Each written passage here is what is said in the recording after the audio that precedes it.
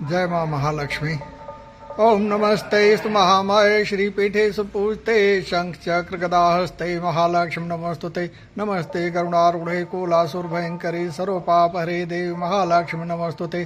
सर्वज्ञ सर्ववरदे सर्वदुष्ट भयंकरी सर्वदुख हरे देवी महालक्ष्मी नमस्तुते। सिद्ध बुद्धि प्रदे देवी भुक्त मुक्ति प्रदायिनी मंत्रमूर्ते सदा देवी महालक्ष्मी नमस्तुते।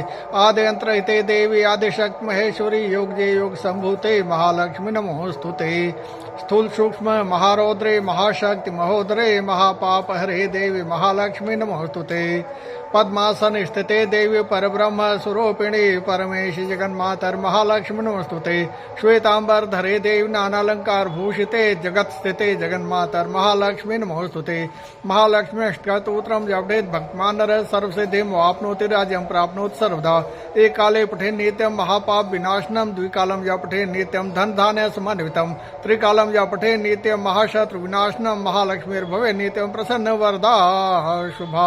इतेन्द्र कृता श्री महालक्ष्मी अष्टकतव संपूर्ण।